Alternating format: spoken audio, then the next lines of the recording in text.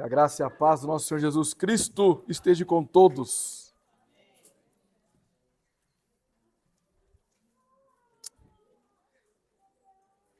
Que bênção é louvarmos a Deus. Que bênção é nos reunirmos como igreja. Isso nos traz alegria, porque a nossa alegria é a glorificação do nosso Senhor Jesus Cristo. Vamos orar mais uma vez. Senhor nosso Deus, amado Pai, nós queremos te louvar, te glorificar e exaltar, porque o Senhor é digno de toda a honra, de toda a glória, de todo o louvor.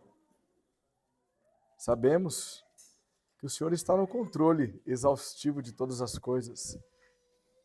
Em cada decisão que tomamos, mesmo quando essas decisões são tomadas de maneira inadequada.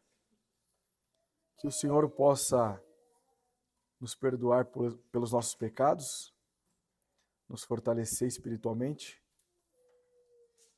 e que venhamos ter o discernimento para compreender a Tua palavra e aplicá-la em nossas vidas, para que então sejamos corrigidos e cada vez mais sermos transformados à imagem e semelhança do Senhor, e que tudo isso contribua para a glória do Teu santo nome. É desta maneira que nós oramos em nome de Jesus. Amém.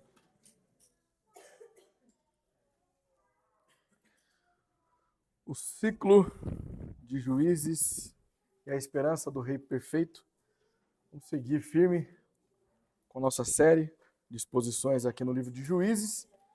Chegamos então ao capítulo de número 14.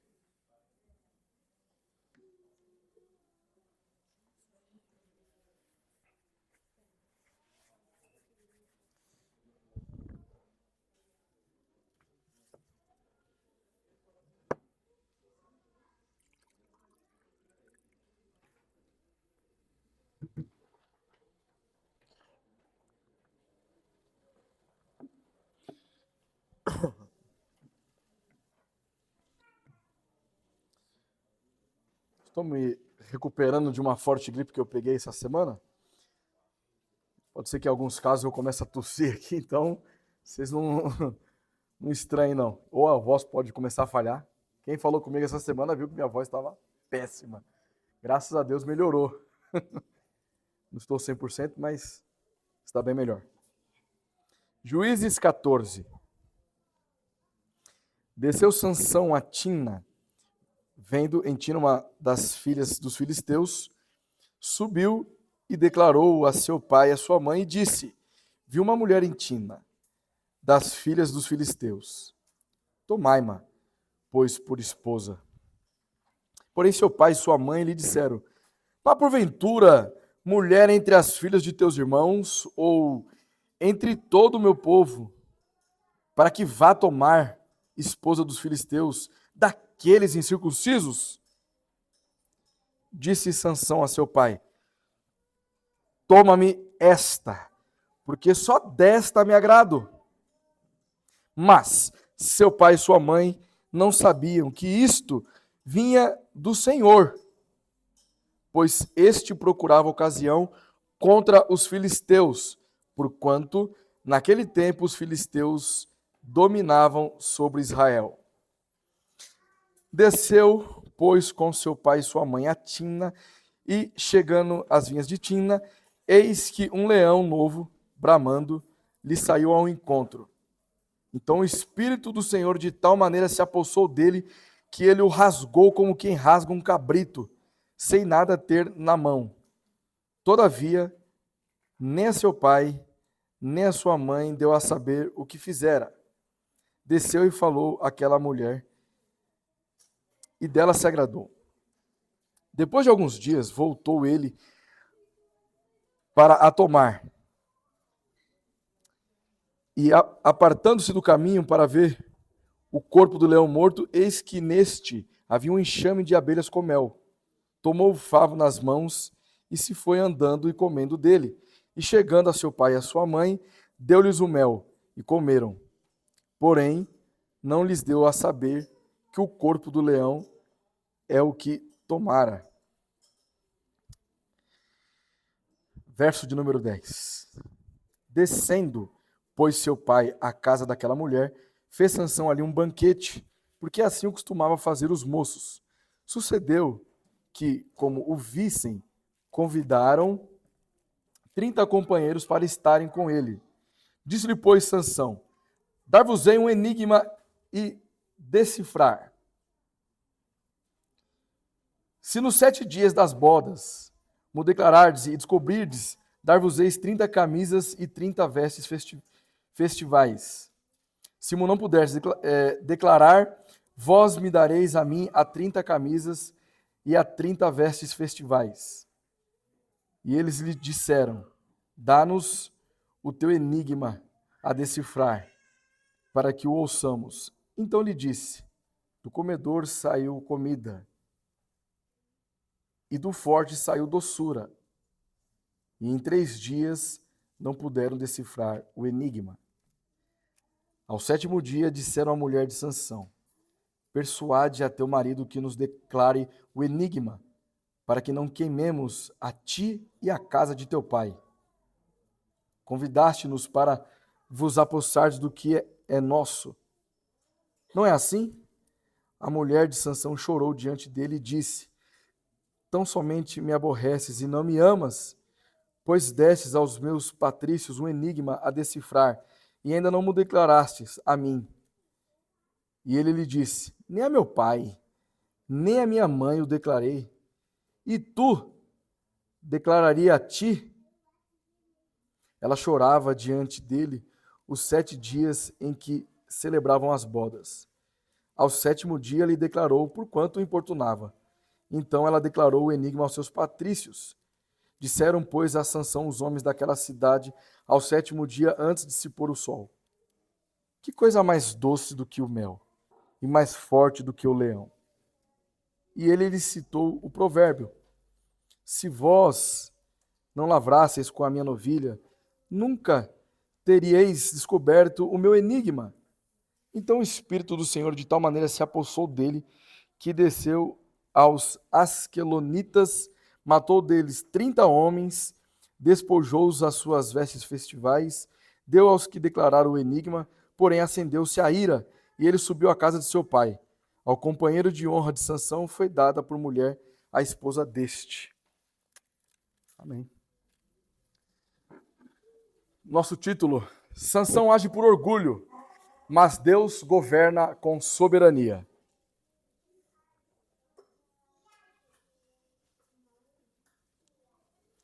Nossa palavra-chave aos pequeninos: soberania. Ok? E agora o meu papo é com vocês, pequeninos. Qual de vocês gostaria de dizer o que significa orgulho? Algum pequenino sabe dizer?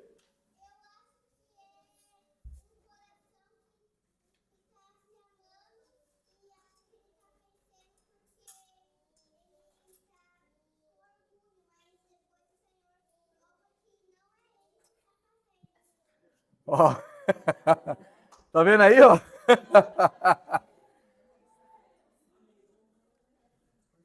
Essa criança é muito bem ensinada pelos seus pais, hein? Eu acho que é ela que está ensinando os pais, né? E egoísmo?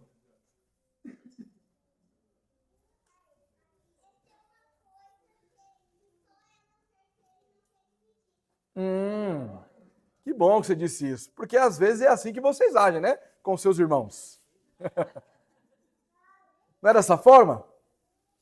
Às vezes o maior, ou a maior, no caso da Esther, né? Mas a Esther não, porque a Esther sabe o que é egoísmo, sabe o que é orgulho. Então ela não iria agir dessa forma, né, Esther? Pela cara da sua mãe aí. Então, orgulho, a raiz, seria a exaltação exagerada do próprio eu. Certo? Enquanto o fruto do orgulho é o egoísmo. É o amor exacerbado por si mesmo a ponto de ignorar o bem-estar e as necessidades e os sentimentos alheios, ou seja, o sentimento do próximo. E às vezes o que acontece? Você pega um brinquedo e não quer emprestar para o seu irmãozinho. Porque você pegou primeiro, você ainda fala assim, né? Eu achei primeiro. E aí o seu irmão começa a chorar e você pouco se importa.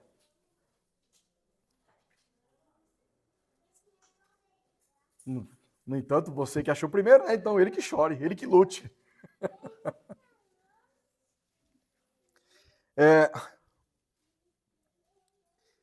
E mesmo quando os papais orientam vocês a aprender a compartilhar os seus brinquedos, acende-se a ira no coraçãozinho de vocês.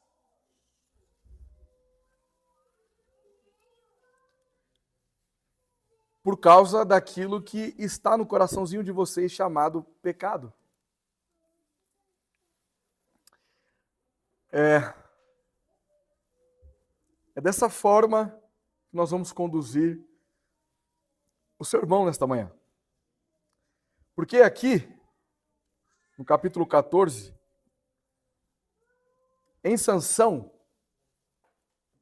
nós vemos a nação de Israel sendo retratada na vida de um homem.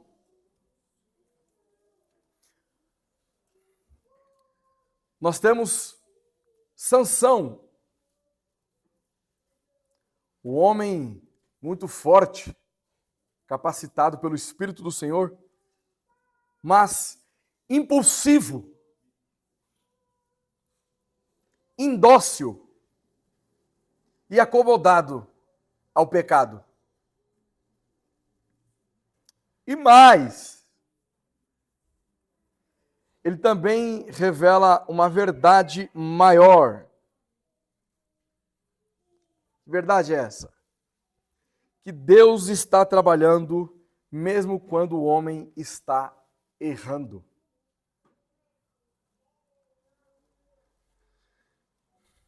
Por isso, nossa afirmação teológica: Deus, em sua providência soberana, governa até mesmo os atos pecaminosos dos homens, usando-os para cumprir seus decretos santos, sem ser o autor do pecado. Ok? Vamos novamente?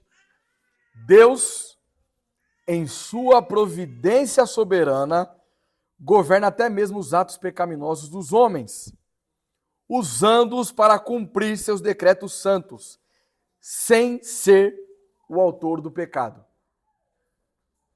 Ok? Então vamos ao nosso primeiro ponto e, consequentemente, aos subpontos. Sansão age por orgulho. Versículos 1 ao 3.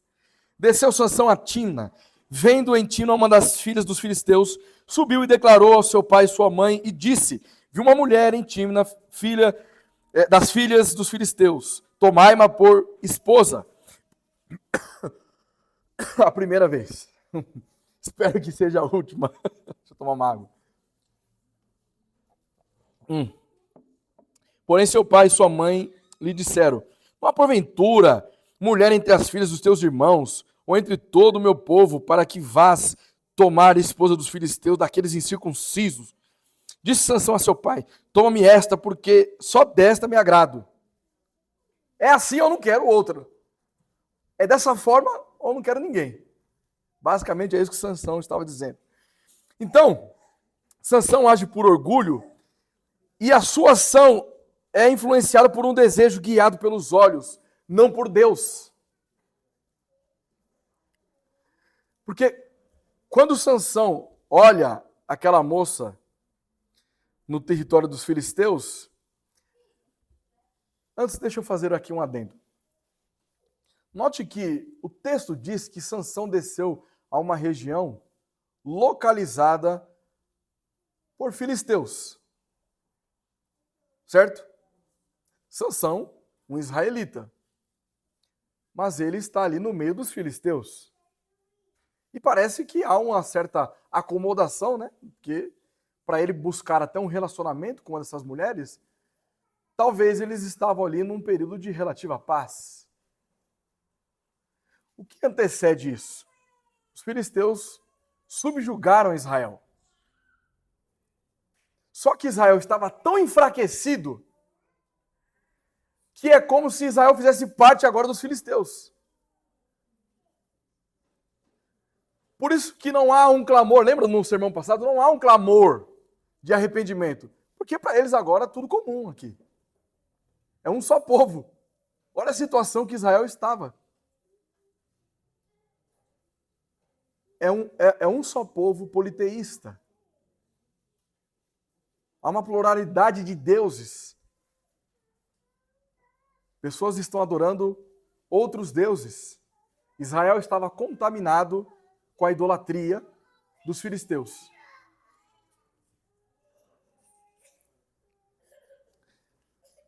Então, nós já sabemos a história de como foi o nascimento de Sansão. Os pais dele fizeram um voto de Nazireu ao seu filho. Então, portanto, ele é um Nazireu, alguém separado por Deus, como nós estudamos no sermão passado.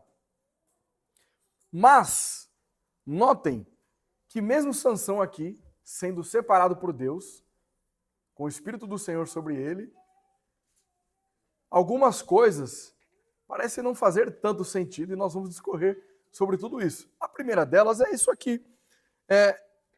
Ele se agradando de uma filisteia. Então ele está lá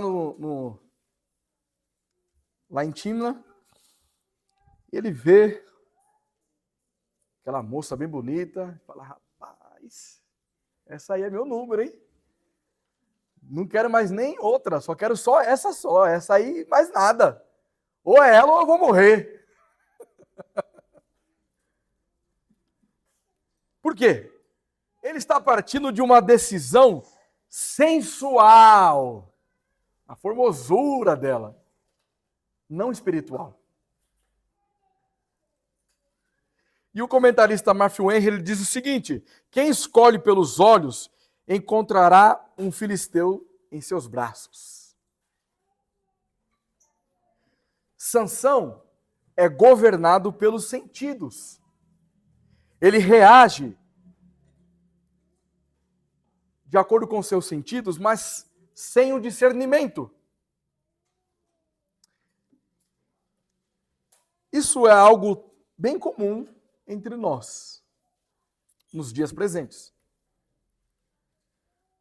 Muitas vezes somos tentados a tomar decisões, ou quando estamos bastante entristecidos, ou bastante felizes, ou quando estamos irados.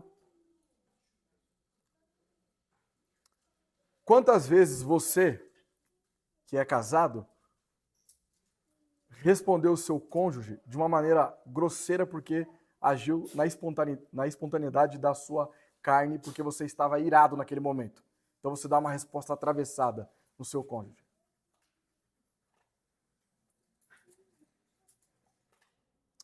Ou então, quando você está muito feliz, aí você acaba tomando uma decisão de gastar um dinheiro que você nem poderia gastar. Tem pessoas que fizeram isso, hein? Já estão rindo para mim aqui.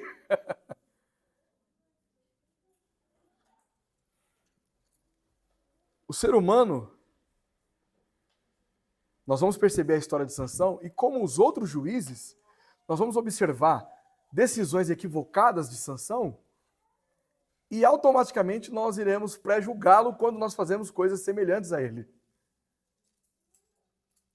Porque ele é tão humano quanto nós somos. Então, Sansão age por orgulho com um coração que rejeita princípios espirituais. Porque ele é um nazireu. Veja, no versículo 14. No versículo 13 e 14 do capítulo 13. Quando o pai dele conversa com o anjo, perguntando como ele deveria instruir o seu filho, respondeu-lhe o anjo do Senhor: guarda-se a mulher de tudo quanto eu lhe disse. De tudo quanto procede da videira não comerá, nem vinho, nem bebida forte beberá, nem coisa imunda comerá. Tudo quanto lhe tenho ordenado guardará. Então, Sansão, ele deveria ser guardado e preservado para Deus e não se contaminar com mulheres ímpias. Daqui a pouco ficará um pouquinho mais claro. Então, o que ocorre com esse desejo de um nazireu por uma filisteia é um desejo de uma união desigual. Ou seja, ele está desprezando a aliança com Deus. Então percebam que o problema não é cultural, é espiritual. Há uma quebra da aliança aqui. Já já isso ficará mais claro para nós. E ele age por orgulho porque ele tem um espírito insistente e egoísta. Quando o pai dele diz para ele o seguinte: olha, não tem nenhuma mulher aqui no nosso povo, por que você está indo querer buscar uma mulher desses incircuncisos? Essa expressão aqui é muito forte. Porque no contexto dessa história, antes do anjo aparecer aos pais de Sansão, não havia clamor em Israel. Mas depois que o anjo aparece, passa a ter temor no coração dos pais de Sansão. E essa pergunta do pai de Sansão é no sentido assim: olha, você está querendo se relacionar com alguém que é inimigo de Deus? Alguém que não pertence à aliança de Israel? É com esse povo que você quer se relacionar? Ele fala: Tomaima. Ele exige. Ele não consulta a vontade de Deus. Portanto, Sansão é indócil. Ele despreza conselho e autoridade do pai.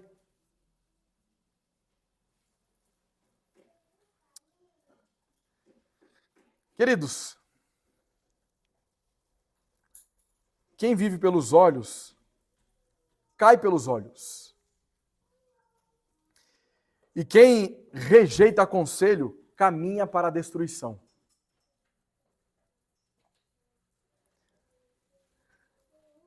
Em alguns casos, pessoas que fazem parte do corpo de Cristo buscam um relacionamento fora do corpo de Cristo.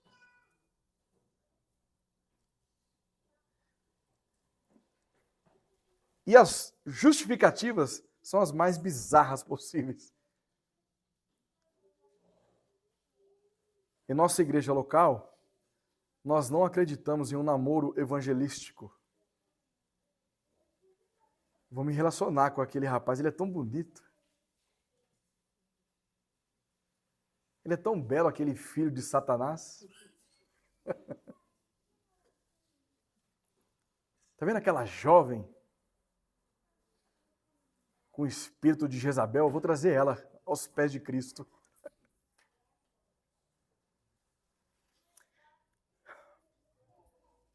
nós não devemos nos colocar em julgo desigual.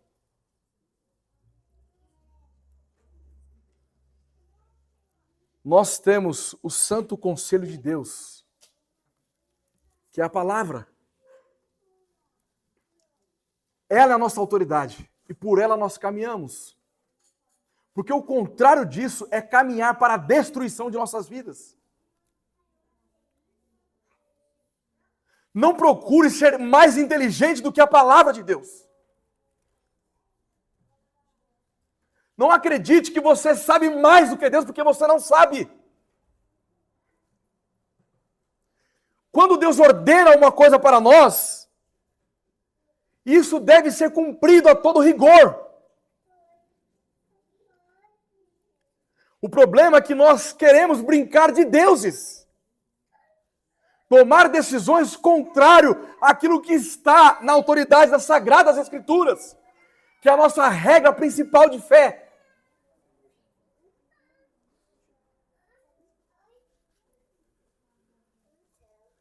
Quando o texto diz, fuja das aparências do mal, nós desprezamos isso.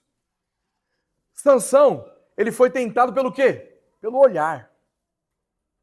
Ele viu aquela moça lá, aquela filha de Satanás, falou, rapaz, acho que, quem sabe, né? Talvez role ali um clima, né?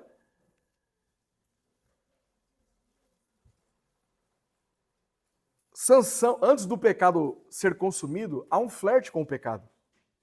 E é o que estava acontecendo aqui com Sansão. Ele estava flertando com o pecado.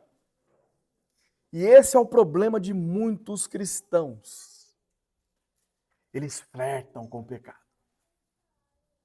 Eles acreditam que eles não vão cair. Eles acham que eles são muito fortes. E aí ele vai numa página indecente no Instagram, ele começa a visualizar algumas coisas. Aí ele vê aquele vídeo, ele compartilha com um amigo dele que não é cristão, porque ele não quer ser exortado, então ele compartilha com um amigo que ele confia.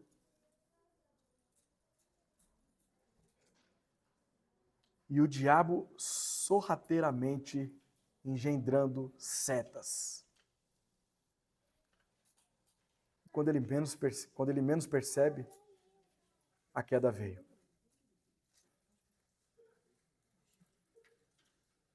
Em alguns casos ele culpa até Deus. Por que você permitiu isso, Deus?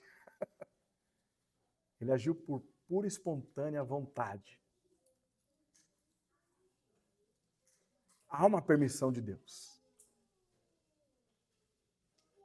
Mas há uma responsabilidade moral para com todos. Nós vamos entender isso melhor a partir de agora. No nosso segundo ponto. Deus governa com soberania. Versículo 4.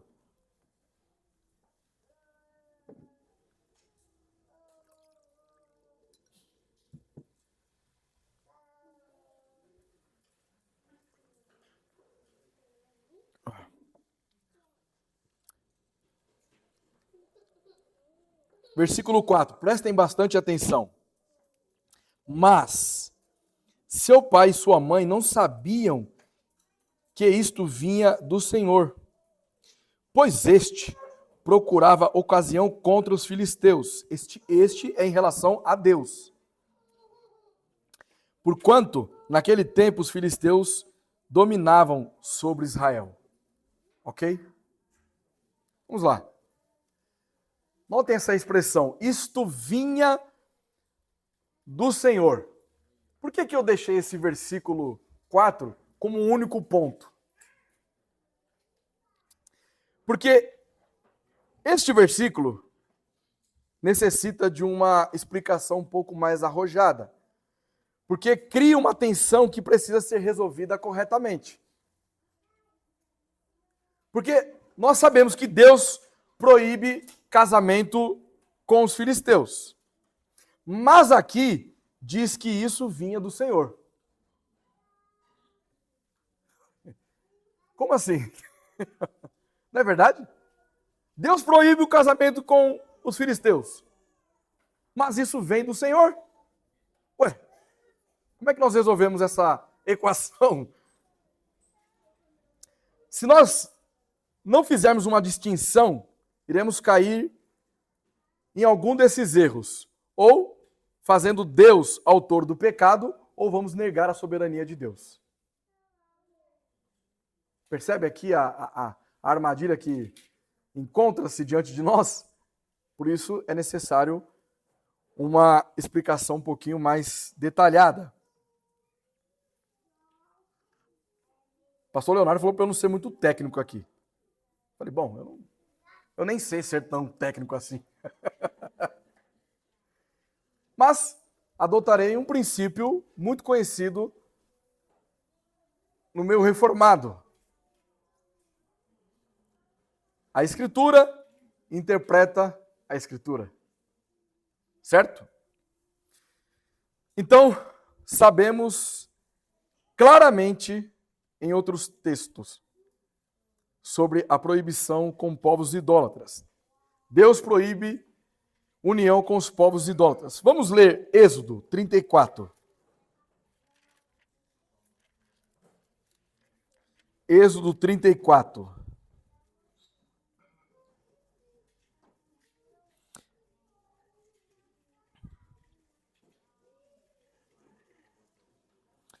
Vamos do versículo 12 até o 17. Êxodo 34, do 12 ao 17. Diz o seguinte: abstente de fazer aliança com os moradores da terra para onde vais, para que te não sejam por cilada, mas derribareis os seus altares, quebrareis as suas colunas e cortareis os seus postes ídolos, porque não adorarás outro Deus, pois o nome do Senhor é zeloso. Sim, Deus é zeloso. Deus zeloso é.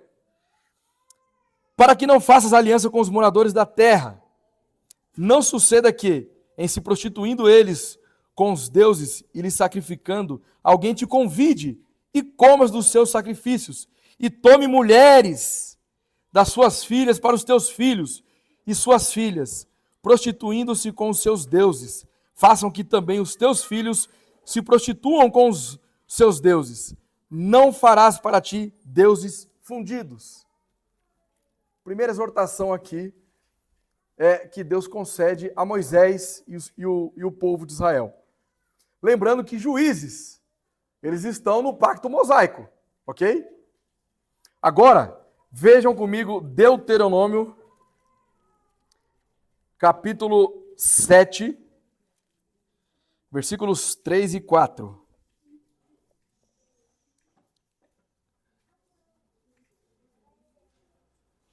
Nem contrairás matrimônio com os filhos dessas nações. Não darás tuas filhas e seus filhos, nem tomarás suas filhas para teus filhos, pois elas fariam desviar teus filhos de mim, para que servissem a outros deuses, e a ira do Senhor se acenderia contra vós outros, e depressa vos destruiria. Vamos só lembrar uma coisa aqui, Deuteronômio já é uma segunda geração daquela geração lá de Êxodo. Então é Deus reforçando o que ele já havia dito. Certo? Então, Deus proíbe união com os povos idólatras. Logo, ele não pode estar aprovando moralmente o ato de sanção. Ok? Mas o texto diz que isso vinha do Senhor.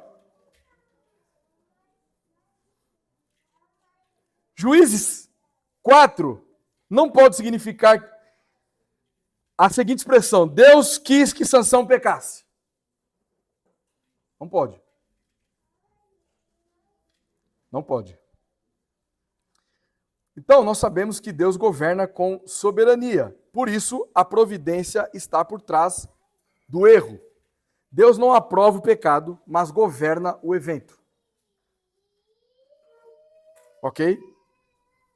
Deus não aprova o pecado, mas governa o evento. E aqui precisamos fazer, então, uma distinção hermenêutica essencial para o que eu estou querendo dizer aqui. Nós temos, dentro dos decretos de Deus, aquilo que nós chamamos de vontade preceptiva e a vontade decretiva. Vontade preceptiva está relacionado à vontade de preceitos ou vontade revelada. Certo? Se ficar mais fácil para entender vontade revelada, não tem problema. Certo? O que é isso, vontade revelada? É o que Deus ordena. Aquilo que Deus proíbe, como, por exemplo, a união com os ímpios. Os textos aqui de Êxodo e Deuteronômio são a vontade preceptiva, a vontade de preceito, a vontade revelada, aquilo que Deus exige dos homens. Ou seja, é aquilo que Deus ordena moralmente. Ok? Então, a vontade de preceito é o que Deus quer que o homem faça. Certo? Expressa na lei e nos mandamentos. Então vamos aqui utilizar aqui um exemplo. Quando o texto diz assim, ó, não vos prendais a um jugo desigual. Ou seja, casamento com ímpios é proibido. Isso é vontade de preceito. É o que Deus espera do homem. Que o homem não case com o ímpio. Certo? O homem ou a mulher, tá? Pelo amor de Deus, né? Agora, vamos entender um pouquinho sobre a vontade decretiva. Ou vontade soberana. Alguns pensam em vontade secreta também. É aquilo que Deus determina que aconteça. Incluindo até os eventos pecaminosos. Então, por exemplo, estava no conselho eterno de Deus que Sansão iria agir da maneira como ele agiu. Por isso Deus usa esse casamento, não infundindo um pecado moral no coração de Sansão para que ele haja dessa forma. Sansão está agindo de acordo com a sua própria natureza. Mas Deus usa Sansão para um propósito maior. Certo? Então, vontade decretiva é aquilo que Deus determina que aconteça na história. Isso inclui tudo o que ocorre, nunca falha e não depende da obediência humana. E é aqui que entra o nosso versículo. Deus decretou usar essa situação de Sansão para levantar conflito contra os filisteus. Ok? Deus não quis o pecado de Sansão, mas quis governar o pecado de Sansão. Percebe a diferença? Deus não quis que Sansão pecasse, mas ele decidiu governar a situação. Vejam que alguns falam François, outros falam Francis Turrentini ou Francis Turrentin. Se fosse aqui no Brasil, ia ser chamado Francisco Turrentini, ia ser assim. E se fosse lá na Zona Leste, ia ser como? Lá em São Mateus, Vitinho? Chicão Turrentini diz o seguinte. Deus concorre com o ato enquanto ato, a existência, mas não com a deformidade do ato, que é o pecado. Bom, deixa eu explicar um pouquinho isso. Mas, em concordância com isso, João Calvino diz o seguinte: Deus ordena até mesmo os ímpios para seus fins, sem ser o autor da maldade deles. Vou utilizar um exemplo de algo que eu estou estudando. Boa parte de vocês aqui, se não todos, sabem que eu faço eletrotécnica. Então, pense vocês, quando vocês estão nos seus lares, e aí você precisa...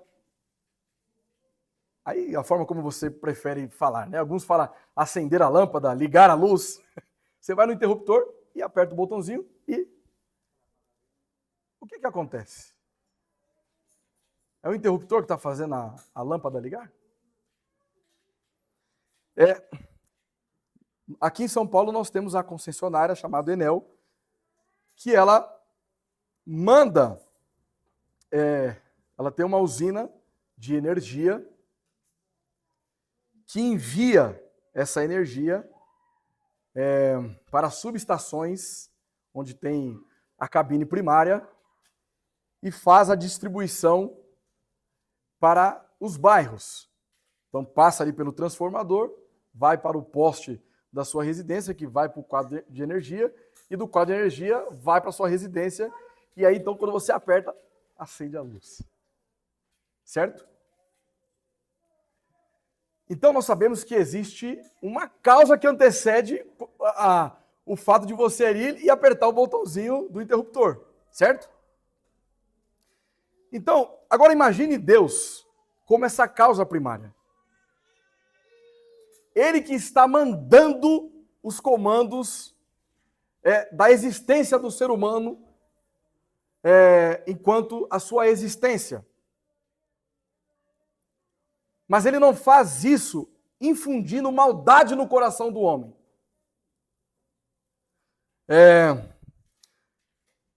Porque essa expressão aqui que Turrentini faz, Deus concorre com o ato enquanto ato, aqui não é uma ideia de Deus estar competindo com o homem. Essa palavra concorrer significa aqui que Deus está cooperando, ocorrendo junto com o homem. É ele que dá vida ao homem. Mas a responsabilidade moral do pecado pertence ao homem. Percebe? Então, quando nós olhamos um indivíduo cometendo algum delito, algum crime, quem é o causador primário da existência desse homem? É Deus.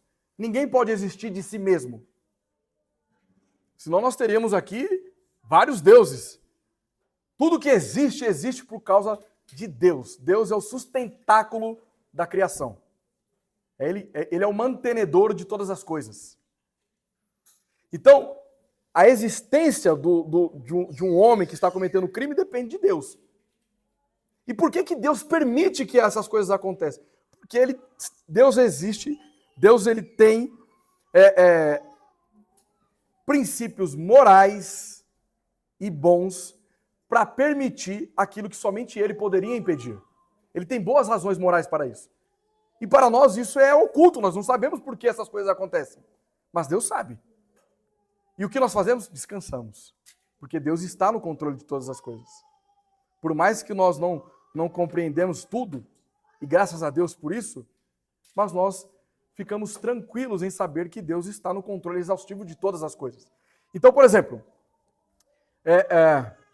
aí você pode dizer o seguinte, mas por que então que quando eu faço alguma coisa boa, eu atribuo isso a Deus, e quando eu faço alguma coisa ruim, é responsabilidade moral minha?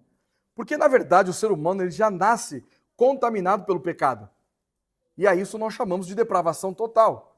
De modo que o homem está escravizado em seus desejos. Por isso Deus precisou intervir na história e libertar o ser humano da escravidão do pecado. Então, se você tem a capacidade de discernir agora o que é bom e o que é ruim, é porque Deus abriu seus olhos.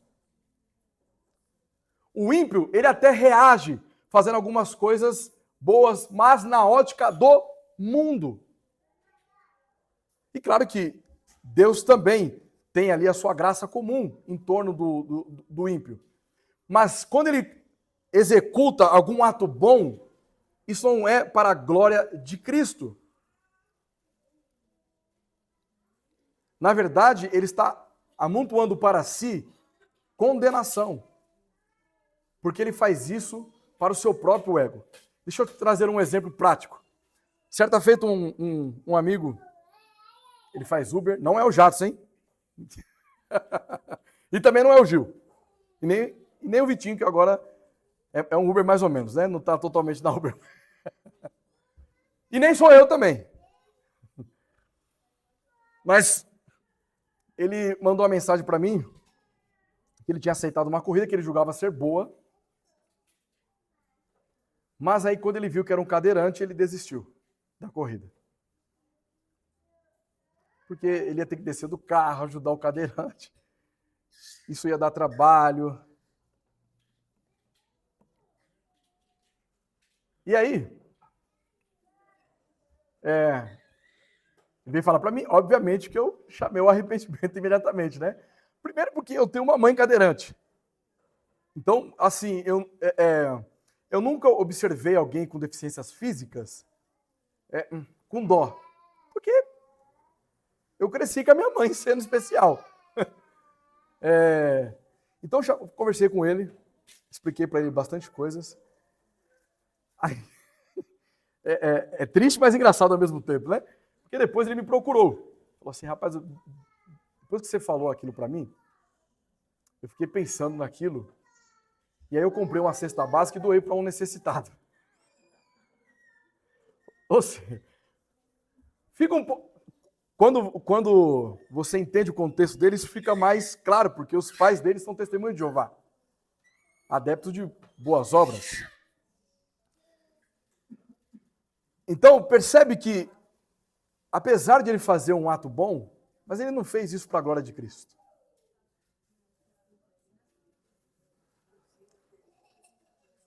As pessoas, elas podem até dizer o seguinte, olha, não, eu não fiz isso para me vangloriar. Mas se você tropeçar se você pisar no calo dela, ela vai ser a primeira pessoa que vai jogar na sua cara o que ela fez por você. Os ímpios fazem isso. Então, nós precisamos levar em consideração que o que está acontecendo aqui com Sansão, ao mesmo passo que Deus proíbe casamento com outros povos, Deus está governando os atos pecaminosos aqui de Sansão. E a partir desses atos pecaminosos, eles sacam um bem maior, a destruição dos filisteus e a libertação de Israel. Para a família de Sansão, para o próprio Sansão, isso era obscuro, eles não sabiam que por trás disso Deus estava agindo de maneira para libertar Israel da opressão dos filisteus. Só que aquilo que é secreto para nós é muito claro e específico para Deus. Por isso nós temos total segurança em descansar em Deus. Ok?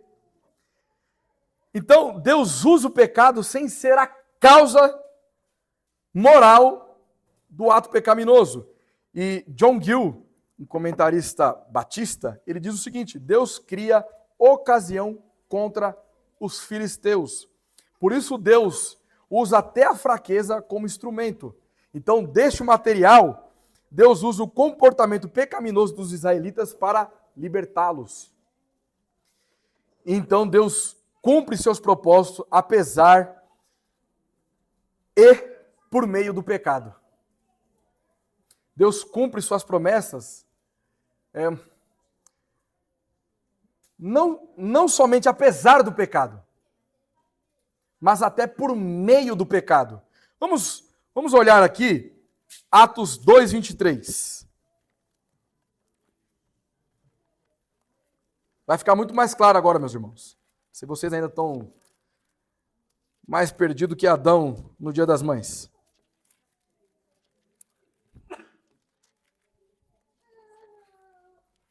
Atos 2, versículo 23.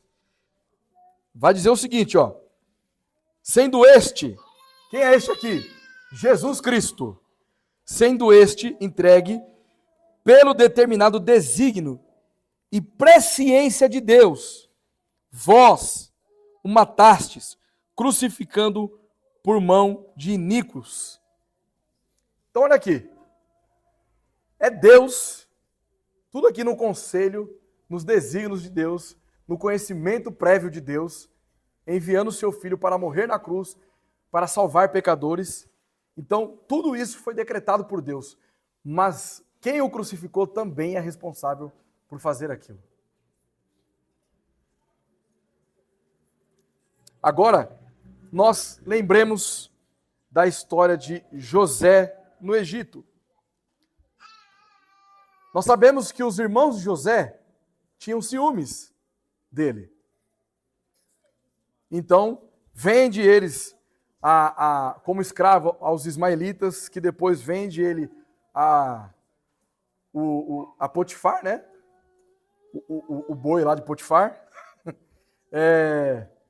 E Potifar depois coloca ele na prisão, suspeitando de que ele poderia ter sido traído, né?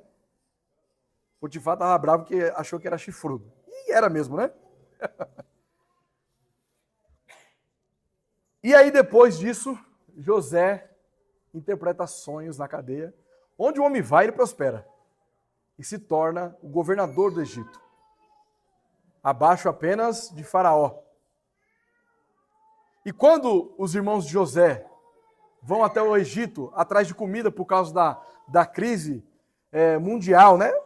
Da fome, o que José fala para os seus irmãos? Vós intentastes o mal contra mim, mas Deus tinha um plano maior. Deus cumpre o bem. Vocês fizeram o mal para mim e o mal que vocês fizeram, Deus transformou em bem. Então note, os irmãos de José foram responsáveis. Eles fizeram aquilo porque eles queriam mesmo fazer.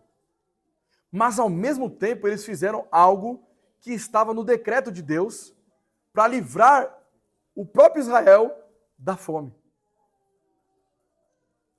Então, essa tensão ocorre o tempo todo. Às vezes Deus usa situações difíceis, controversas, delicadas em nossas vidas, para sacar um bem maior. Vamos aplicar isso agora a você que está aqui, ou que está me ouvindo depois neste vídeo, ou ao vivo, né, porque está transmitindo também. Mas comece a lembrar agora, antes de você conhecer a Cristo, como era a sua vida? Quantas coisas más você fez? Até em nome de Deus.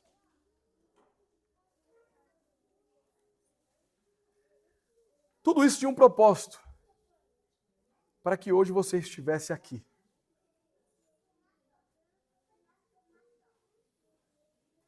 Nada do que aconteceu na sua vida foi em vão. E às vezes nós pensamos, né? Se eu pudesse voltar atrás, eu teria feito diferente isso. É você brincando de Deus. Tudo que aconteceu na sua vida faz parte da providência divina. E para um bem maior. Deus, o tempo todo, nos fortalece em cada ato que nós cometemos, seja ele pecaminoso ou não. Por isso, Deus jamais perde o controle, jamais depende do homem, mas o homem continua responsável pelo seu ato. E agora nós vamos ao terceiro ponto. Sansão continua agindo na carne.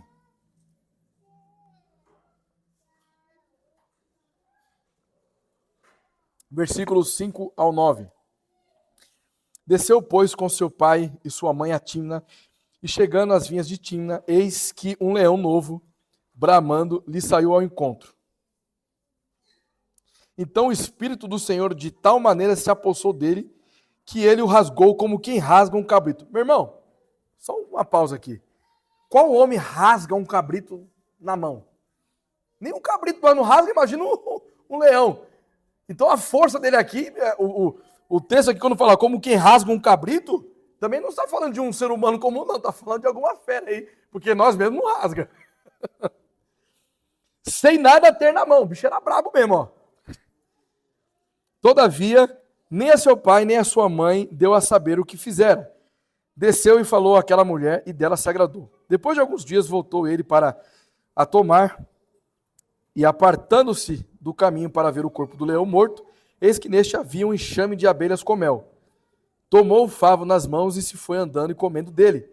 E chegando a seu pai e sua mãe, deu-lhes do mel e comeram, porém não lhes deu a saber que do corpo do leão é que o tomara.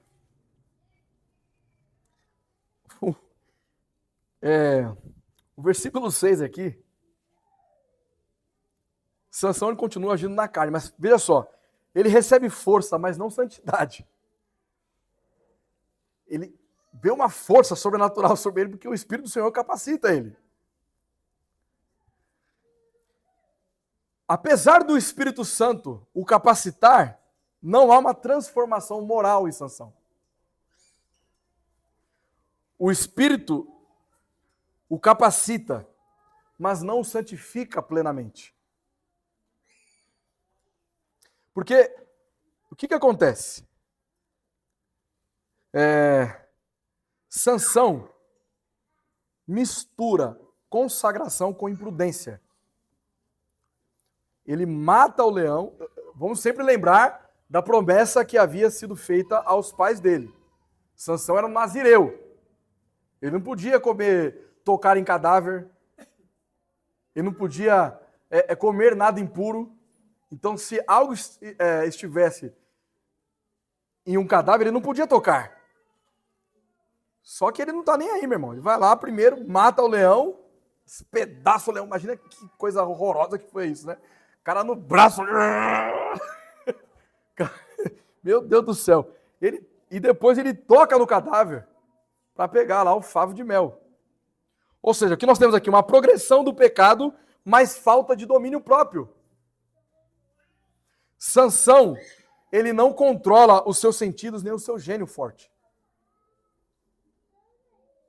Ele está o tempo todo quebrando a aliança que Deus havia feito. Quebrando o voto que Deus fez com os pais deles. Porque, na verdade, nós precisamos lembrar que o voto de Nazireu não veio dos pais para Deus, mas sim de Deus para os pais, que passou para o filho. Certo? E mais ainda, né? Sansão, ele vive de aparência, não de obediência, porque ele esconde dos pais.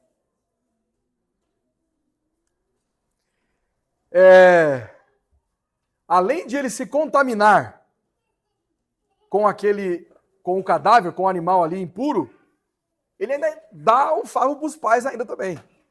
Então ele não contente de se contaminar, ele contamina também os pais também. Por isso que o texto diz assim, no versículo 9, tomou o favo nas mãos e se foi andando e comendo dele, e chegando a seu pai e sua mãe, deu-lhes do mel, e comeram. Porém, não lhes deu a saber que do corpo do leão é o que o tomara. Esse versículo aqui é a chave para nós interpretar isso aqui. Por que ele omitiu a informação de onde ele pegou o favo? Porque os pais sabiam que ele não podia tocar no animal impuro. Porque o anjo do Senhor instruiu os pais dele. Mas ele omite a informação. Ou seja, ele sabe o que está fazendo e ainda assim ele não sente ali um certo temor por fazer aquilo. E agora nós vamos perceber, daqui a pouco, que ele vai revelar até o enigma que ele havia feito por fraqueza.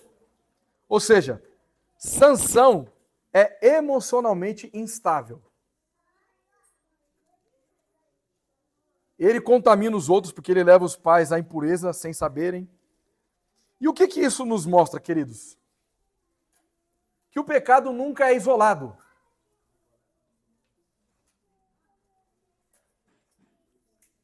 Nós temos o maior exemplo de Adão, que comeu do fruto proibido, transgredindo o pacto com Deus e contaminando toda a sua posteridade.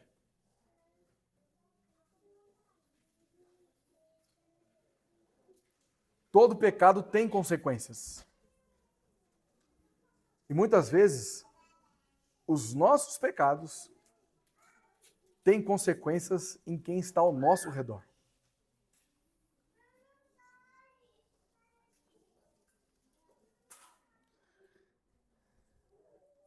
Veja, o Espírito do Senhor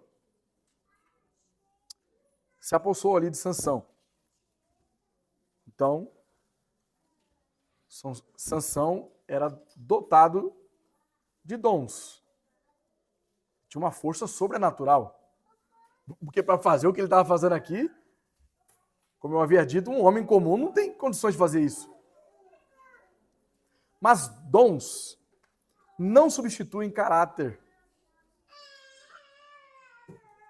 Então, por mais que uma pessoa ela se expressa bem, ela seja eloquente, ela tem o dom da pregação, ou qualquer outra coisa que ela faça, isso não significa que essa pessoa ela é impecável. O parâmetro não deve ser os homens. Não deve ser a eloquência do pastor Leonardo, a forma fervorosa do pastor André. Nosso caráter deve ser moldado por Cristo. Porque emoções desgovernadas destroem decisões.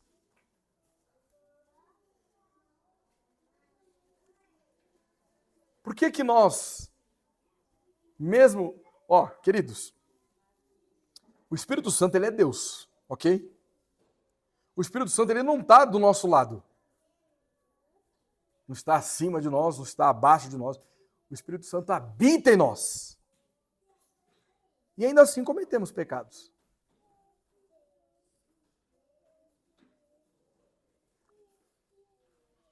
Porque nós fomos justificados, mas ainda não somos glorificados. Por isso, nossos desejos não devem ser oriundos de emoções desgovernadas, mas devem ser oriundos de uma autoridade da Escritura. Devemos ansiar por aquilo que Deus revelou a nós. Deus pode até usar pecadores, mas isso não significa que ele aprova os atos pecaminosos. E aqui entra até um ponto interessante, até mesmo para o nosso curso de membresia aqui. Porque algumas pessoas que foram batizadas, talvez, em algumas seitas neopentecostais, e às vezes perguntam para nós se é necessário um novo batismo ou um rebatismo. Nós não acreditamos em rebatismo. Há um só batismo. O batismo ele deve ser por imersão, ele deve ter uma profissão de fé e na autoridade de quem está sendo batizado, em nome do Pai, do Filho e do Espírito Santo. Então, não somos nós que validamos o seu batismo. É Deus quem valida. Agora, é óbvio que se você não teve uma profissão de fé, se você foi batizado de uma forma equivocada, não é que você terá um rebatismo. Você vai batizar. Na verdade, você tomou foi um banho. Então, por mais que pessoas que desconhecem a Cristo, mas se administrou de maneira correta, o que valida é a autoridade de Cristo. Por isso que Deus pode usar pecadores, mas isso não significa que ele aprova os atos pecaminosos dessas pessoas. Percebem? Nosso quarto e último ponto.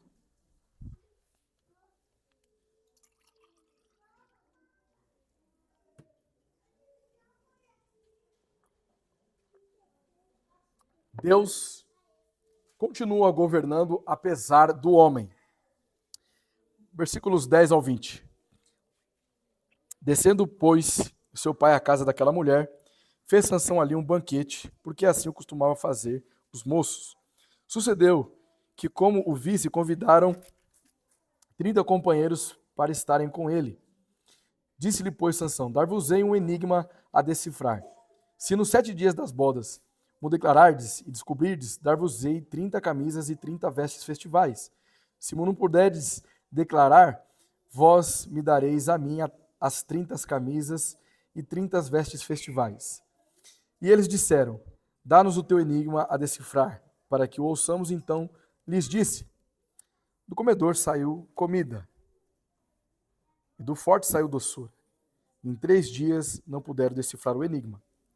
Ao 7º dia disseram à mulher de Sansão, persuade a teu marido que nos declare o enigma, para que não queimemos a ti e a casa de teu pai.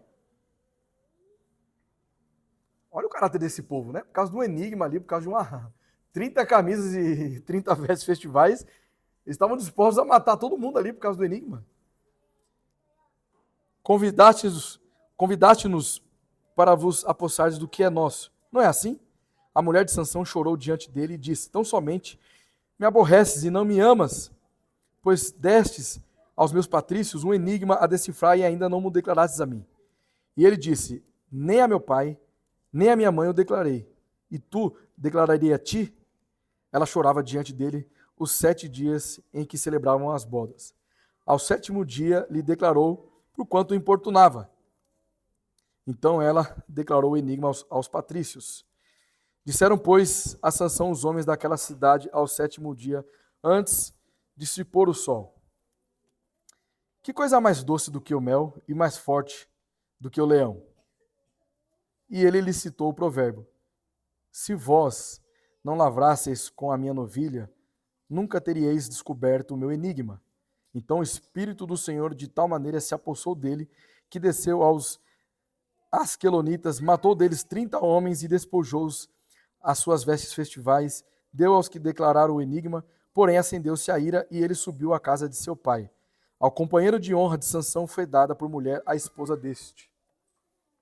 Deus continua governando apesar do homem. Primeiro,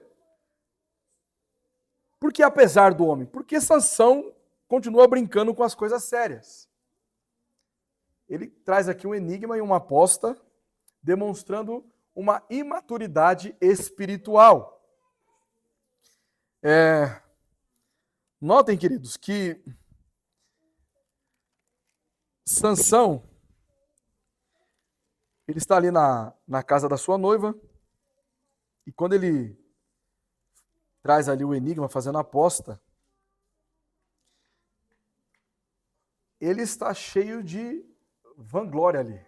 Ele acredita que ninguém pode decifrar, e ninguém assim o decifraria. O que não significa que não poderia ser descoberto o seu enigma. Até porque foi. Porque há outras estratégias para arrancar alguma coisa que está em segredo. Mas como ele confiava, de certa forma, em si mesmo, ele passa a brincar com coisas sérias. E aqui nós temos as consequências do orgulho. Novamente, nós vamos perceber que depois a mulher dele ali enchendo o saco dele, chorando, e ele lá, bravo, já não aguentava mais, que ele falou assim, quer saber uma coisa? Eu vou falar para você. Já que é isso aí, então eu vou falar para você o enigma.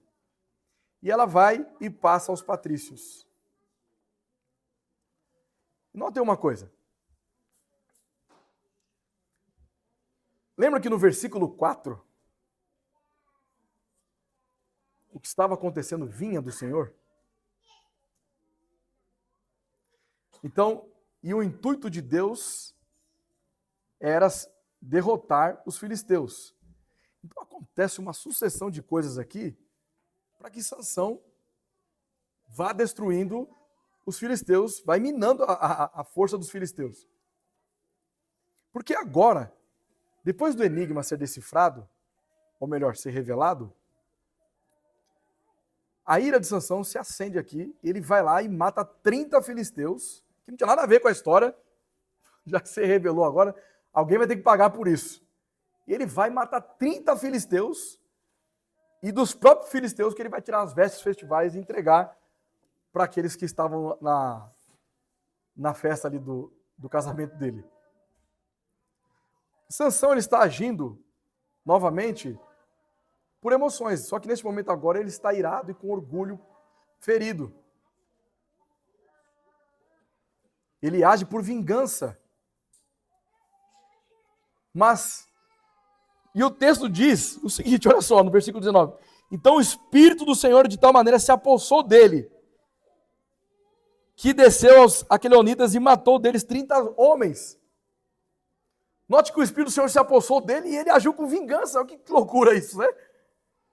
É o Espírito Santo se apossando de Sansão e Sansão agindo com pecado.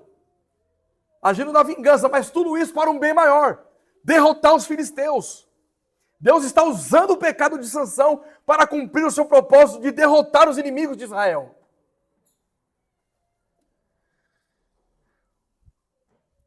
E as consequências são as piores, porque olha o versículo 20. Ao companheiro de honra de Sansão foi dada por mulher a esposa dele, porque Sansão ele saiu do casamento, ele ficou muito irado, foi lá, matou todo mundo, falou, quer saber de uma coisa, estragou minha festa. Agora eu vou embora daqui.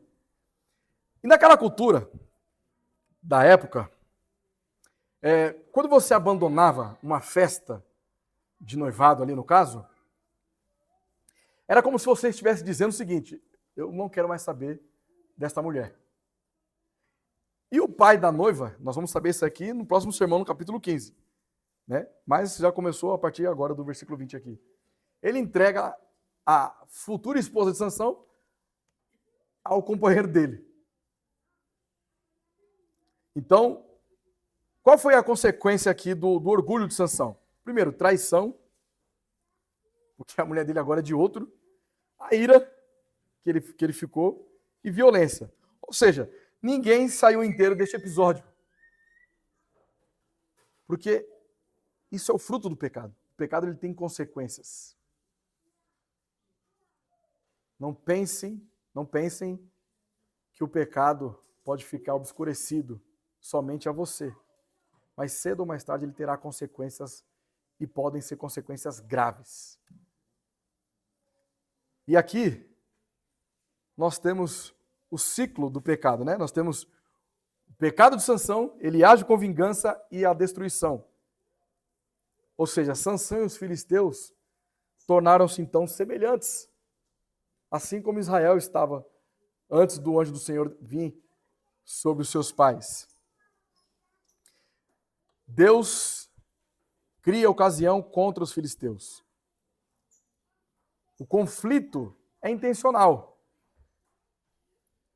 Por mais que o Espírito do Senhor veio e ele agiu, e Sansão age com vingança, com um ato pecaminoso, Deus está no controle e ele usa os atos pecaminosos de Sansão para separar o seu povo dos filisteus.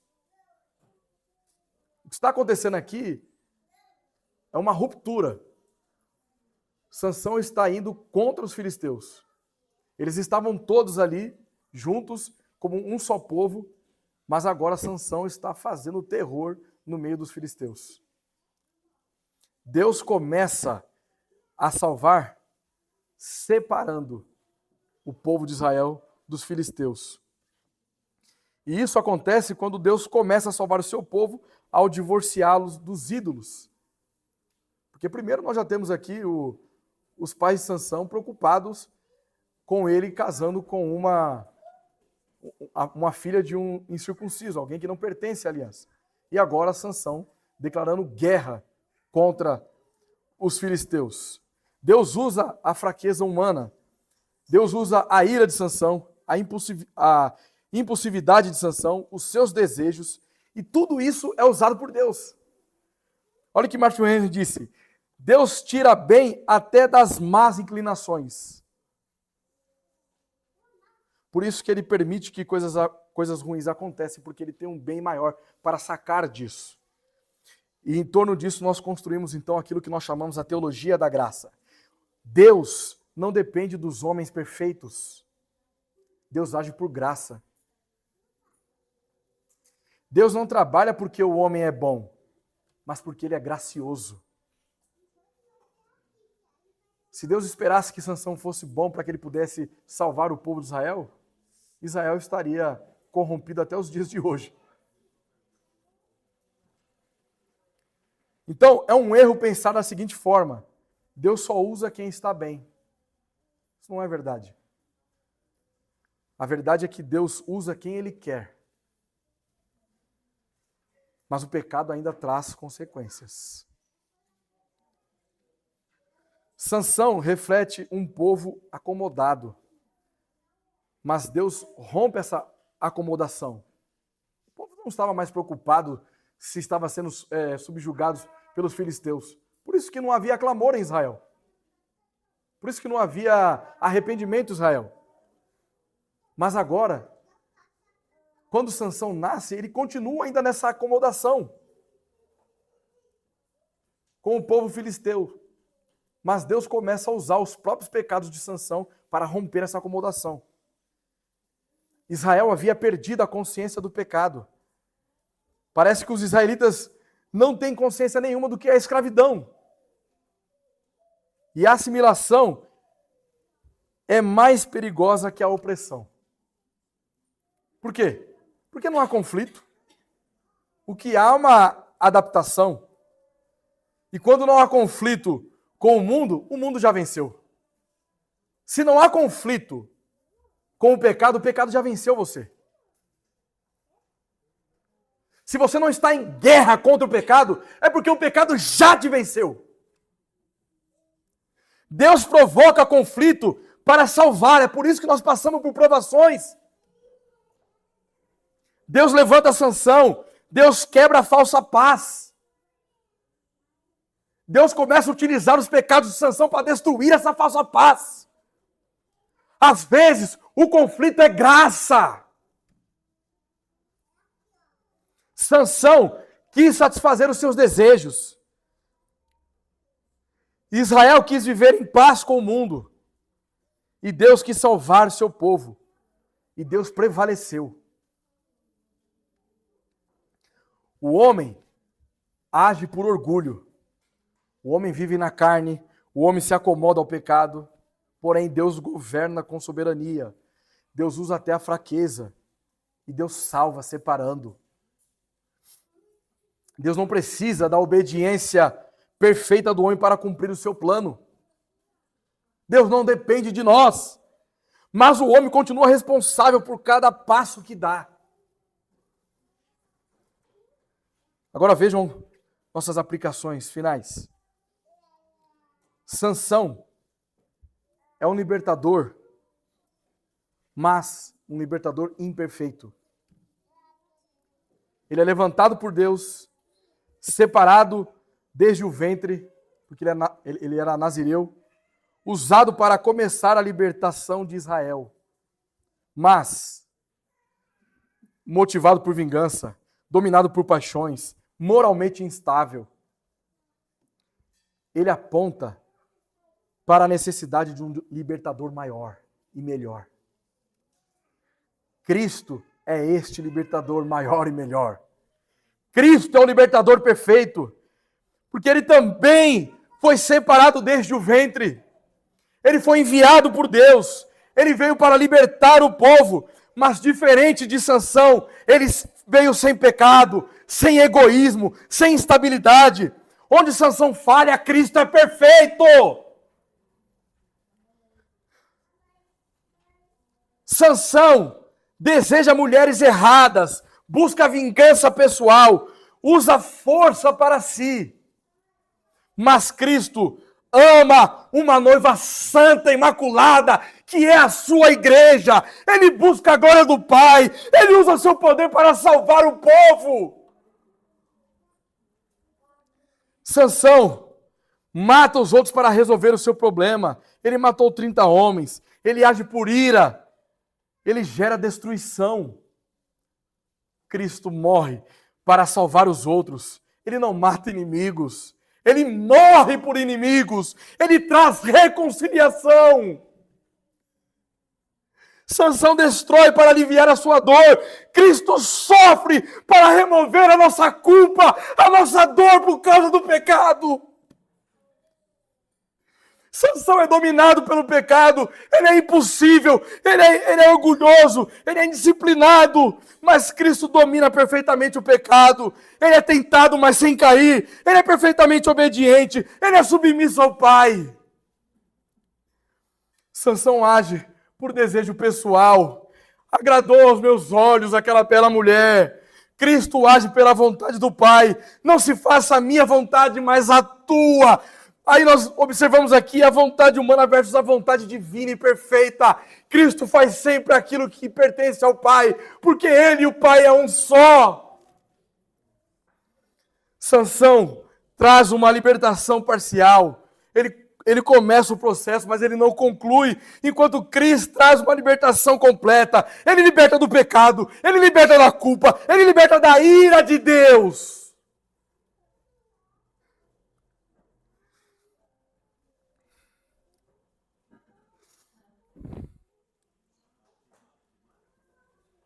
Deus usa Sansão apesar do pecado. E Deus envia Cristo sem pecado. Sansão mostra que Deus usa pecadores. Porém, Cristo mostra que Deus salva pecadores. Sansão é um libertador que falha, enquanto Cristo é o rei que não falha. Ele venceu a morte. Ele ressuscitou ao terceiro dia. E ele vai triunfar sobre tudo e sobre todos. E ele há de governar para todos sempre. E a sua noiva estará com ele para todos sempre, vivendo em perfeita harmonia, fazendo contralto com os anjos, cantando e entoando cânticos de louvor e adoração ao Rei eterno. Esse é o nosso Cristo, igreja. Ele é o libertador perfeito. Ele é o nosso Senhor soberano e salvador, igreja. Amém. E graças a Deus.